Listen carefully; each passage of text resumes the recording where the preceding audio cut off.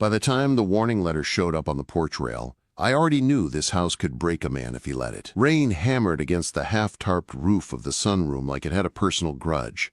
It was the kind of rain that found every weak seam and turned it into a confession. It ran down open studs. It seeped into fresh joint compound. It pulled the sharp, chalky smell of wet plaster out of the walls and shoved it into my lungs. I was standing in that mess when I saw the envelope. White, thick paper, big red letters. Final notice. It was tucked under a brick on the porch rail, not in the mailbox. Not mailed. Placed, like someone wanted it to be seen. I wiped my hands on my jeans and picked it up. I read it once. Twice. Violation. Historical Society complaint. Stop work order threatened. Immediate inspection requested. I was still holding it when a car door slammed outside. Elena Hart stepped up onto the porch like she had walked out of another weather system. The rain hit her umbrella, but it did not touch her. Black high-waist trousers, simple white top under a dark raincoat. Hair pinned back with the kind of control that made people move around her without knowing why. Early 30s, all edges and calm. Her eyes were not on the old house. They were on me. She glanced at the envelope in my hand. "Tell me that is not what I think it is," she said. "It is what you think it is," I said. She exhaled once, tight, like it hurt. Then she set a paper cup of coffee on the porch, railing beside me, before she even asked if I wanted it. Steam rose into the cold air between us. That small act hit harder than the letter. "Caleb," she said, like my name mattered. I did not know they would escalate this fast. "They do not like seeing a 100-year-old house opened up," I said. "They do not like seeing me do it," she corrected. There was a flash of humor in her eyes that did not quite hide the strain. Headlights washed across the yard, bright in the storm. Another car pulled in. A woman stepped out with an umbrella held like a weapon. Mrs. Gable. I did not know her first name. In this town, she did not need one. She had posture, pearls, and an expression that said she had never forgiven anyone for being born after 1950. She walked up the steps without waiting to be invited. Her shoes missed every puddle like the water knew better. Her gaze slid over the exposed framing behind me, then to Elena, then to me. Her eyes sharpened like she had found a crack. "I am glad you are both here," she said, voice crisp. "This property is a registered heritage structure. There are rules. There is process." Elena's chin lifted a fraction. "Good morning to you too, Mrs. Gable." "Chairwoman Gable," she corrected. She held out a gloved hand. "Historical Society." "Elena Hart," Elena said. "Project lead." "Project lead," Mrs. Gable repeated. "At your age." Elena's smile stayed polished. "At my age, I have had enough time to learn what I am doing." Then those sharp eyes turned to me. "And you are Caleb," she said. I did not offer my last name. She had not earned it. Her gaze moved over my wet work shirt, tool belt, mud on my boots. Then it snagged on the edge of the tarp roof. "Who approved your structural plan?" she asked. "Elena did," I said. Her eyebrows rose. "A contractor taking instructions from a client." "From the person who was paying for it," Elena said, sweet but firm. Mrs. Gable's mouth tightened. "I will be requesting an immediate inspection." I held up the letter. "Looks like you already did." Her eyes flicked to the red stamp, then back to my face. "Safety and preservation," she said. "That is all this is." "Then we agree," Elena said. "We want the same thing." Mrs. Gable stepped closer, lowering her umbrella just enough that the rain beaded on the pearls at her throat. "If you want the same thing, you will not cut corners," she said. My jaw went tight. I do not cut corners. I go home sore because I do it right. Elena must have seen the change in my shoulders. Her hand brushed my elbow, quick and professional, but warm enough that I felt it. "We will not," she said. "We are not here to make it look good. We are here to make it safe." The rain kept pounding. The old house groaned. Somewhere in the back of my mind, another warning started to tap along with the storm. The electrical panel was older than both of us, old enough to fail at the worst possible time. "This place needs a new panel," I said, "like yesterday." Elena did not hesitate. "We will budget it." "No," a man's voice cut across the porch. We all turned. Richard Lane took the steps 2 at a time like the rain owed him an apology. Expensive coat. Perfect hair. The kind of smile that belonged on a billboard, never in a room where people told the truth. He stepped in close to Elena, close enough that the motion looked practiced. "Too expensive," he said, like the words were final. "Just make it look good." Elena's shoulder stayed squared, but I saw the small tightening in her throat. I set the letter down on the rail beside the coffee. "With respect, the panel is not cosmetic," I said. "If you run a big event on this system, you are asking for a blackout." Richard finally looked at me like he was noticing a stain on his shirt. "And you are?" he asked. "Caleb," I said, "the contractor keeping your roof from collapsing." "Great," he said, smile not reaching his eyes. "Then keep doing that. We have a gala in 3 weeks. Donors, press. If the house looks unfinished, the grant disappears." He turned to Mrs. Gable. "Chairwoman, always a pleasure." Elena's eyes cut to him. "You did not tell me you already spoke with her." "I did not have to," Richard said softly. "I am protecting the project." I looked past all of them at the open walls. I pictured uplights, sound system, catering warmers, coffee urns. I pictured old wiring heating like a fuse. "If you run an event on this electrical," I said, "it will fail. Maybe small, maybe big, but it will fail." Richard laughed once. "You are being dramatic." "I am being realistic," I said. He stepped closer. "We are not replacing the whole system because a contractor is nervous." "He is not nervous," Elena said. "He is competent." That last word hung there. It did something in my chest I did not expect. Mrs. Gable's eyes moved between Elena and me like she was watching the frame under the plaster, not the paint on top. Marcus showed up then, coming around the side of the house with his hood up and a box of fasteners under his arm. My right-hand man when I could afford him. Lean, quiet, sharp. He slowed when he saw the small crowd. "Morning," he said. "Beams are staged," he told me. "Rain is going to soak them if we do not move." I took one last look at the coffee on the rail, steam fighting the storm, and at the warning letter beside it. Then I slid the envelope into my jacket pocket like a challenge. "Let's work," I said. As I passed Elena, she spoke low. "Thank you for not backing down." "I am not backing down," I said. "I am just not going to let your house burn down for a photo op." Her eyes held mine for half a second, a beat, a promise. Then she turned away, that calm mask back in place. By noon, the rain eased up, but the house still smelled like wet plaster and chalk. Elena ran the site like a command post. Phone in one hand, schedule in the other. Richard trailed her, smiling at anyone with money. Mrs. Gable trailed all of us, looking for reasons to shut things down. She stopped under a temporary support and stared at the old beam above. "That beam original?" she asked. "No," I said. "It failed. We are replacing it with one rated for the span."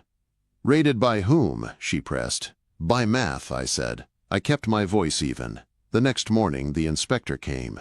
He checked the shoring, our permits, the staged new beam. He did not find any shortcut to punish. Then he opened the panel closet. Old labels. Cloth-covered wire. Breakers packed too tight. "You can keep building," he told Elena, "but do not run a big event on this system. It is not designed for that load." Richard smiled like he had heard something else. "We will be fine," he said. I did not let it go. "A gala means warmers, sound, lights," I said. "That is load. This will trip, or worse." Richard's eyes hardened. "We have 3 weeks. Donors, press. If it looks unfinished, the grant disappears." "Safety is not optional," Elena said. She stood between us, calm and firm. Richard leaned closer to her. "Too expensive," he said again. "Just make it look good."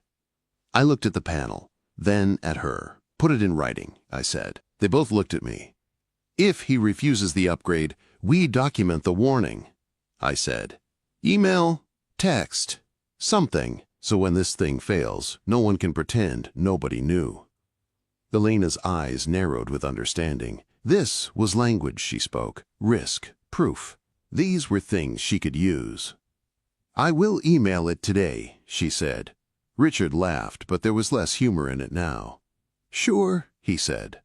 Send your email. As the inspector left, Mrs. Gable watched all of us with that sharp gaze. Less vanity now, more consequence. Elena turned to me after they were gone. Wind pushed stray rain against the porch. Her hair had finally come loose a little, a dark strand falling near her cheek. You think it will really fail, she said. I think old systems act like old pride, I said. They hold until they do not, and when they go loud. She looked at me for a long beat, then nodded. Then we make sure when it happens, she said, the truth is on our side. The house creaked. The sky stayed heavy. The warning letter burned against my chest through my jacket. What I did not say out loud was this. I was already in this with her, older or not, town politics or not. And I was not going anywhere. 2 days later, the sky finally stopped trying to drown us, but the air was still cold and sharp. The house smelled like wet wood and old plaster, the way old places do after a storm. We had braced the opening, staged the new beam, and for once I had a quiet minute on the porch. I was sitting on the rail with my boots on the lower step, hands still dusty, staring at that warning letter folded in my jacket. I knew every word by now. The front door opened behind me. You eat? Elena asked. I turned. She was in dark jeans, boots, a simple sweater, hair pulled back in a low twist. Less meeting today, more on site. But she still carried herself like everyone in a 5-mile radius should report to her. She held a paper bag in one hand and a coffee in the other. She set the coffee on the railing beside me, right where she had put it the first day. I inhaled dust, I said. Does that count? Not if I want you to finish my house, she said. She opened the bag and handed me a warm plastic container. When I cracked the lid, the smell hit first. Hot basil, garlic, chili, steam rising into the cold air. Pad K-R-A pow, she said. Extra basil, no peanuts. I stared at her. How did you know that is what I order? I asked Marcus, she said. The way she said his name told me she had not flirted it out of him. She had earned it with competence and checklists. Across the yard, Marcus pretended not to hear. His mouth twitched like he was hiding a smile. I took the first bite and felt the heat spread down my throat and into my chest. For a second, the whole world shrank to the taste. This smells like a reason to live, I said. Elena relaxed a little. Good, I need you alive. She leaned one shoulder against the porch post, looking out at the yard.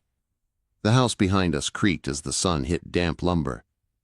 Mrs. Gable called me last night, she said. Let me guess, I said. She wants to review every change. She wants control, Elena said. She thinks I am going to ruin her precious heritage by existing in the same decade as Wi-Fi. She is not wrong to want proof, I said. She is wrong to use it like a weapon.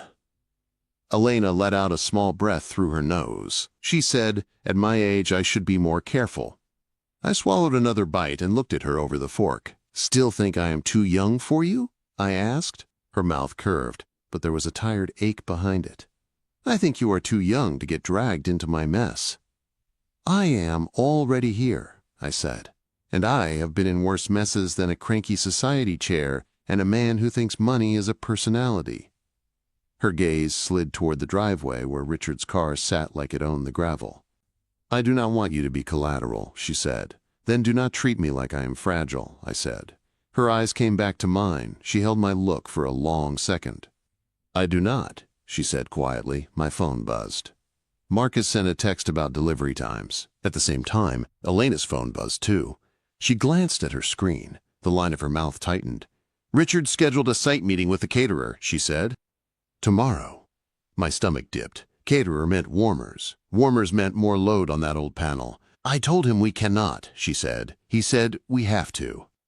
He told donors we are ready.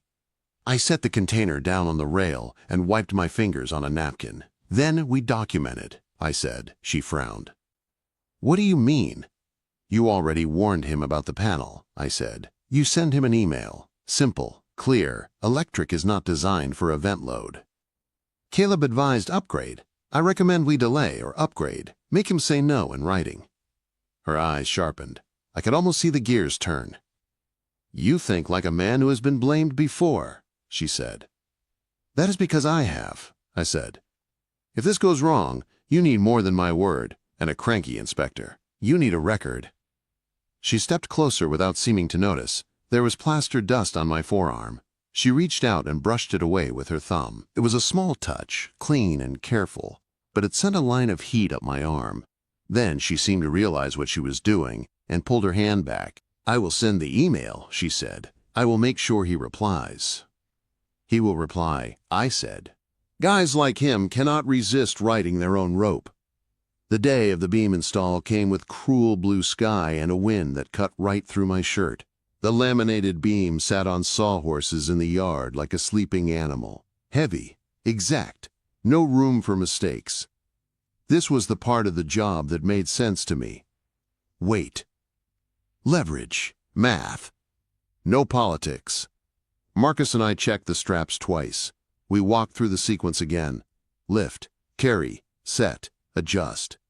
No hero moves, no shortcuts.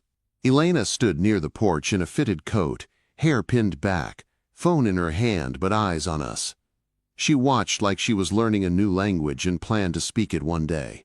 Mrs. Gable arrived with 2 other society members. Both of them dressed like they were coming to a funeral for anything built after 1940. Be careful, she said as she stepped under the temporary shoring. This house has survived a lot. We are careful, I said. That is the whole point.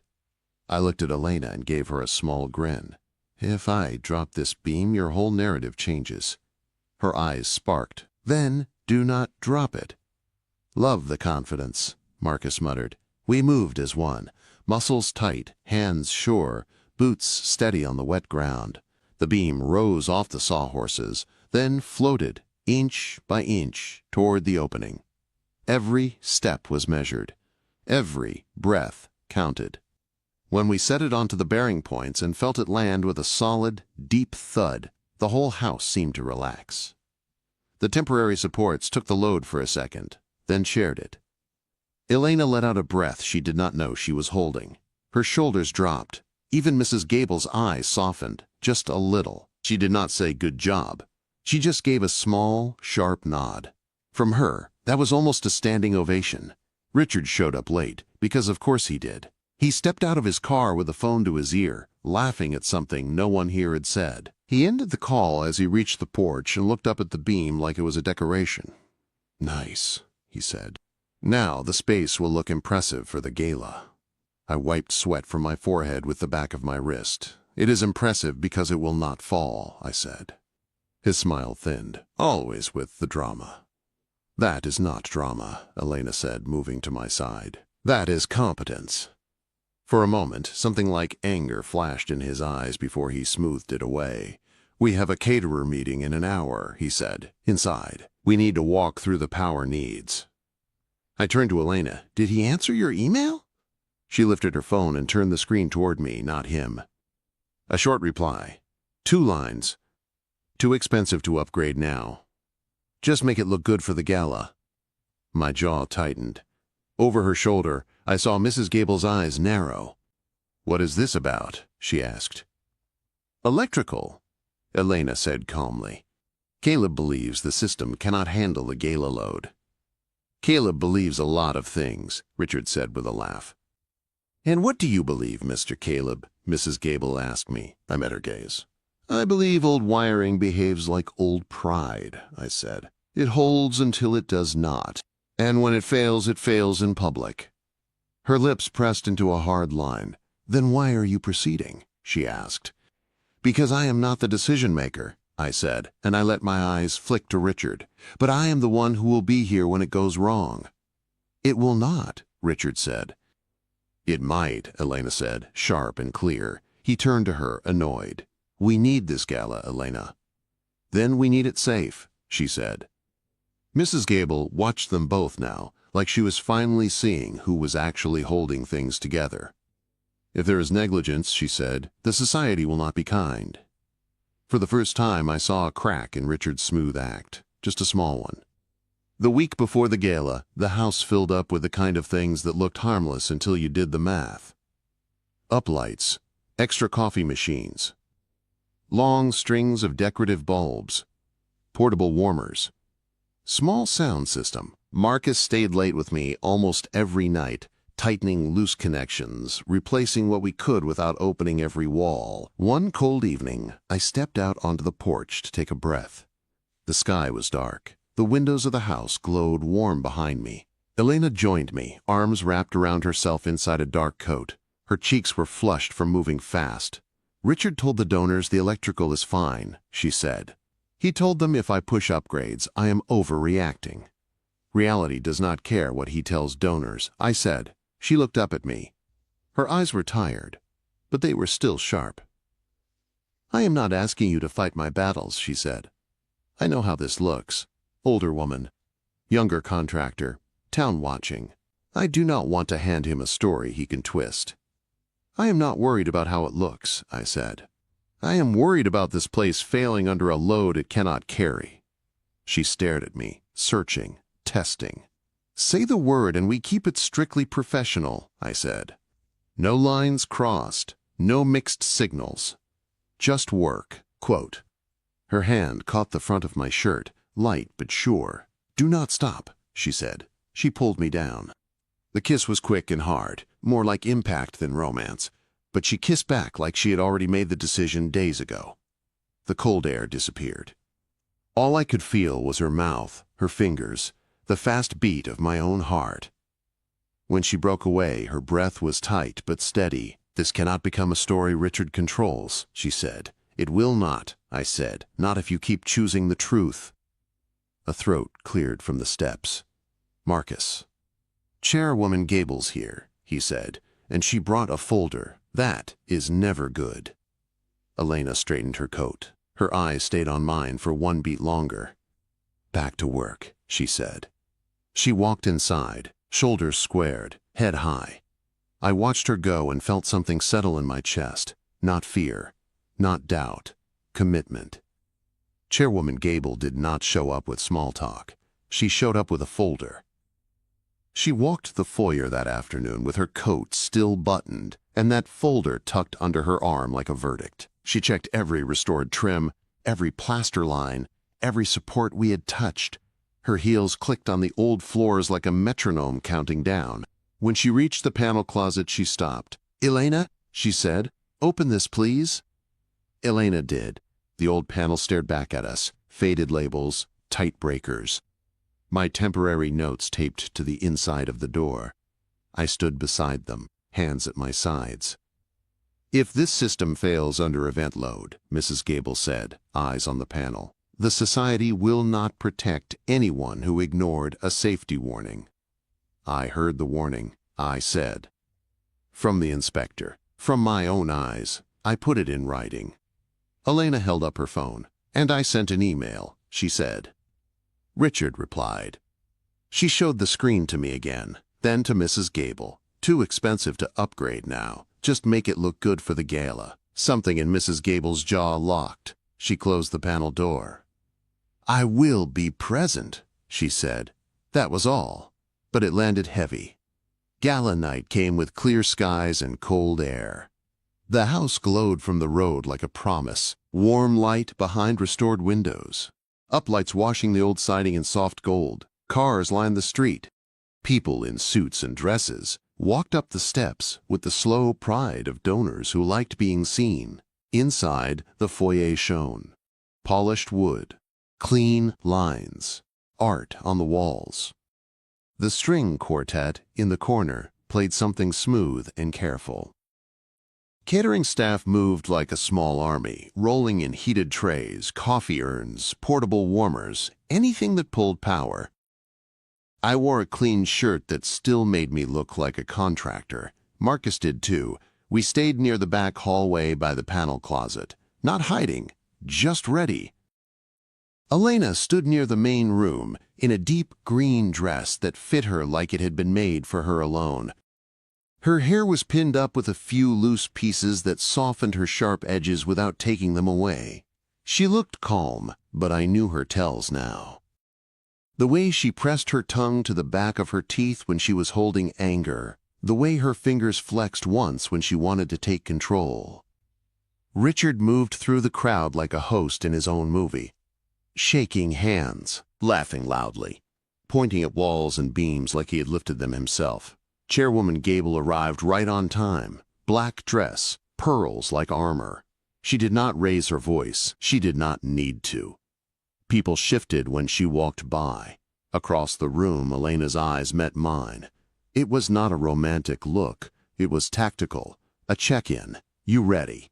I gave a small nod. Marcus leaned closer. You nervous? He asked. No, I said, but I am here. The caterers finished setting the warmers. The coffee station hummed. The small DJ set up in the side room tested a short piece of music and then dropped it. Every plug, every cord, every small light meant more load. The old panel behind me might as well have been breathing. Richard stepped up on a small platform at the front of the main room. He took the microphone with practiced ease. His smile turned bright. Tonight, he said, voice smooth over the speakers, we celebrate preservation, progress, and the community that made this transformation possible. The room applauded. Glass clinked. Somebody laughed. Elena stood near a column where she could see the whole room. Her hands were clasped in front of her. Chairwoman Gable stood on the other side, posture straight, eyes sharp. This project, Richard continued, will bring new life to an old treasure. We have taken something broken and made it. The lights flickered, just once, a quick blink. Enough to make a few people murmur and look up. Every muscle in my body tightened. Marcus's eyes snapped to the panel closet. Mine did too. Richard paused, then laughed. Even the lights are excited, he said. The second flicker came with a soft popping sound from the hallway, like a tired breath giving up. Then the house dropped into darkness. Gasps rolled through the room. Someone knocked a glass over. A nervous laugh broke out and died fast. The only light came from exit signs and a few battery sconces that glowed a weak, steady red. The string quartet stopped mid-phrase. The sound system cut out. The hum of the warmers went quiet. In the sudden stillness, I heard my own heartbeat. Ladies and gentlemen, Richard called out, voice too loud without the mic. Just a minor. I was already moving. Marcus, I said, panel, now. We pushed through the crowd. People shifted without seeing us. In the half-dark, suits and dresses became shapes and whispers. We reached the closet. I opened the door. Heat rolled out. Not fire, not smoke, just heat coming off the tired metal. The main breaker was tripped. One of the bus bars looked darker than it had yesterday. Old neutral is hot, Marcus said, crouching and holding his hand close without touching. Too hot. Too much draw, I muttered. Too many things on one leg. Behind us, Elena's voice cut through the noise. What do you need? She asked. Space, I said, and someone to keep Richard from turning this into a speech. Her eyes flashed. Done. She turned and walked back into the main room. Straight toward the trouble. Chairwoman Gable stayed in the hallway, close enough to see everything. Her face was set. Unplug the warmers, I called to Marcus. All of them. Now. Use chafing dishes with fuel if they have them. Kill the coffee station. We keep only emergency outlets and a few lights. On it, Marcus said. He moved fast, weaving through the catering crew. His voice carried above the confusion. Pull the plugs. Cover the food. Use fuel cans, not cords. Now. A staffer started to argue. Marcus did not raise his voice. He just said it again in a tone that made people obey. I waited until he had cut enough load, then reset the main breaker. It clicked. Power surged. For 3 seconds, the lights came back. Then the breaker tripped again. I shut it off, swore under my breath, and ran a hand along the outside of the panel. Still warm, but less. We need to drop more, I said. Decorative lighting. kitchen extras. Anything, not life or safety. I flipped smaller breakers in sequence. Decorative lights off, kitchen extras off, sound system off, up lights off. Only basic hall lights and a few main room circuits stayed on. Try again, Marcus said. I reset the main. This time it held. Lights came back, softer and less dramatic. No up lights, no fancy glow. Just simple overhead light and a few sconces. Enough for people to see each other. Enough to be safe. The crowd let out a wave of relief and nervous laughter. The string quartet started playing again on their own. Real musicians knew how to steady a room. In that new light, I saw Elena standing near the front, face calm, eyes bright. She looked at me down the hallway. Our eyes met. She did not smile. She did not need to. She turned toward the guests. "I want to be honest with you," she said, voice clear without a microphone. "Tonight was not a random glitch. Caleb warned us this could happen. He advised an electrical upgrade. That advice was dismissed as too expensive." The room quieted in a new way. Donors turned to look at Richard. His jaw clenched. "Elena," he said under his breath. She did not look at him. "You saw the result," she said. "Not sabotage, not bad luck, neglect." A low murmur moved through the guests. The word hit. Chairwoman Gable stepped forward like she was stepping up to a bench. "I can confirm," she said. Her voice was not loud, but every person heard it. "I heard the warning myself. I read the email, and I watched Mr. Caleb and Mr. Marcus prevent a dangerous situation from becoming a disaster." All eyes shifted to me. I stood in the hall with plaster dust on my boots and sweat drying on the back of my neck. I did not wave, I did not take a bow, I just met their looks. "Neglect is not preservation," Mrs. Gable said, gaze returning to Richard. "The society will not put its name on a project that cares more about appearances than safety." Richard's smile looked cracked now. "You cannot do that," he said. "The grant." "I can," she said, "and I will." Elena finally looked at him. There was no fear in her eyes now, only clarity. "You wanted it to look good," she said. "From now on it will be safe, or it will be nothing."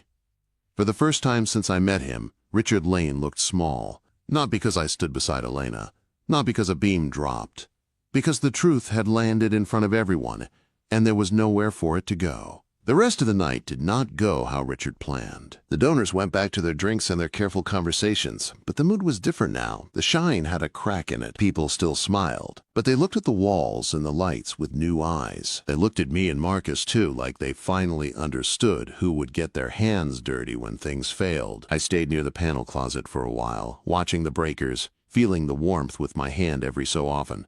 The system held, but just barely. It was like an old man standing up out of respect and staying on his feet out of pride. When the string quartet started a slow piece and the talking got louder again, I stepped back from the closet. Elena found me in the hallway. She had not changed. Her hair was still pinned up, her dress still perfect, but some tight line in her shoulders was gone. Her eyes were tired and bright at the same time. "You okay?" I asked. "I am furious," she said. "Good," I said. "You should be." Her mouth twitched. "Also," she added, her voice softer, "I was scared." "Of the lights?" I asked. "Of losing this," she said. "Of losing you in this. Of watching you get punished for telling the truth." The words hit harder than the blackout. I lifted my hand and touched her jaw, gentle, my thumb just under her cheekbone. Her skin was warm from the crowded room. "You are not losing me," I said. "Not if you keep choosing the truth." Her fingers wrapped around my wrist. Just a small grip, but it steadied both of us. Footsteps clicked on the floor behind her. Chairwoman Gable appeared at the end of the hall, pearls catching the light from the emergency sconces. She walked toward us with that same measured pace, folder in hand. "Mr. Caleb," she said. I dropped my hand and straightened. "Yes, Chairwoman." "You were right," she said. I did not smile. I did not say, "I told you so." I just nodded once. "Yes, ma'am." She turned to Elena. "And you defended him publicly." Elena's chin lifted. Because he deserved it, she said, and because the truth deserved it. For a second, something almost like pride softened the older woman's face. The grant will proceed, she said. With conditions, quote. Richard's voice came from behind her, sharp and brittle. What conditions? He stepped closer, mask cracked, charm gone. Electrical upgrade, Chairwoman Gable said. Full structural verification, ongoing oversight. And your involvement, Mr. Lane, will end tonight. He laughed, a short sound with no humor. You cannot remove me. She looked him straight in the eye. Watch me. The hallway went very quiet. You told me to make it look good, Elena said, her voice level. You ignored safety warnings because they were inconvenient. He turned toward her, anger flaring. Do not twist this, Elena. She held up her phone. You did that yourself. On the screen was his reply, clear as ink. Too expensive to upgrade now. Just make it look good for the gala. Chairwoman Gable leaned forward to read it. Her eyes narrowed. The temperature in the hallway dropped a few degrees. That will be sufficient, she said. Mr. Lane, if you remain, you will do so as a guest only. The society will not accept your direction moving forward. Richard looked from her to Elena to me, his hands balled into fists at his sides. I saw the moment he realized he could not charm or bully his way out of this one. He turned, shoulders stiff, and walked back into the crowd. People still greeted him. He smiled at them, but it looked thin now, like a costume slipping at the seams. Marcus exhaled from where he leaned against the wall. Finally, he muttered. Chairwoman Gable glanced at him. Thank you for keeping people back from the panel, she said. Marcus blinked. Yes, ma'am. Do not make me regret the compliment, she said. He nodded, a little stunned. I bit back a smile. She looked at both of us one last time. You work with care, she said to me. This time, I let myself smile, just a little. That is the job, I said. She left the hallway and went back to the party, her presence dropping over the room like a gavel. After the gala wound down and the last car pulled away, the house was quiet again. No music, no donors, just late-night air and the tick of cooling pipes. We turned off the remaining lights. I checked the panel one more time. The heat was down. The system had survived one more night. Go home, Marcus said as he grabbed his jacket. Sleep. Tomorrow we start planning that upgrade she just forced. Yes, sir, I said. He snorted. See you in the morning, kid. He left through the side door. I stepped out onto the front porch. The sky was clear and full of stars. The house looked softer without all the extra lighting. Just a real place, breathing in the dark. Elena joined me a minute later. She had changed out of the green dress into jeans and a sweatshirt. Her hair was down now, dark waves over her shoulders. She looked younger and older at the same time. How does it feel? I asked. Like the house exhaled, she said. Like I did. We stood side by side, hands on the porch rail looking out at the road. Thank you, she said, for everything, for the beam, for the panel, for not letting me lie to myself about him. I shrugged, but my chest felt tight. I just did my job, I said. She turned her head. No, she said softly. You did more than that. She reached into her pocket and pulled out a small ring of keys. They clinked in her palm. These are for you, she said. I looked at them. What are they? Gate, basement, panel closet, side door, she said. You are not just the guy the first call when something breaks. You are part of this now, officially. The metal felt heavy when she dropped them into my hand. Heavy in a good way. Responsibility. Trust. Something more. You sure? I asked. She smiled. Not polished. Not for anyone else. Just for me. I am sure, she said. The next morning, the house was almost peaceful. Sunlight slid through clean glass and painted long lines across sanded floors. Dust motes floated in the beams of light like lazy ghosts. Marcus held the ladder while I carried the new sign up. Simple metal. Fresh paint. Clean black letters. Heart House Restoration. I lined it up above the porch, checked it with a small level, and drove the screws into the old wood. Each turn of the drill felt like a period at the end of a long, messy sentence. When I climbed down, Elena was standing at the bottom of the steps with a coffee in her hand. Chairwoman Gable stood a few feet behind her in a simple coat and low heels, folder tucked under her arm. "It looks right," Elena said, looking up at the sign. "It will look better when we swap that panel," I said. "You will," Chairwoman Gable said. It was not a question. "The grant paperwork is ready. The society will sign this afternoon, on the condition that the electrical upgrade is completed before any future event." "Yes, Chairwoman," I said. She studied me for a long second. Then she nodded once. "Good." Her eyes dropped to my hand, where Elena's fingers had slipped into mine without me realizing when. She looked away on purpose, giving us a piece of privacy. "I will see you both at the signing," she said. She turned and walked down the path toward her car. Elena squeezed my hand. "You hear that?" she asked. "I heard," I said. She smiled up at the sign again. "You are still too young for me," she said, voice light, eyes warm. I looked at her, then at the house, then at the keys in my pocket. "I do not feel young," I said. "I feel useful." She turned fully toward me. "That is not all you are, Caleb."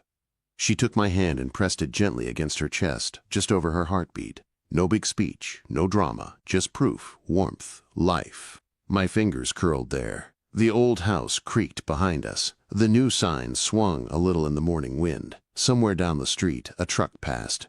It all felt simple and big at the same time. "Love does not check birth certificates," I said. "It checks what you do when the lights go out." She held my gaze. Then she nodded once. Then, "Stay," she said. I did not answer with words. I stepped in closer and straightened the collar of her coat. I bent and kissed her forehead, slow and sure, my free hand still holding hers. Her shoulders relaxed against me. Marcus cleared his throat from the ladder. "If you two are done being a movie," he said, "we have wire to pull." Elena laughed.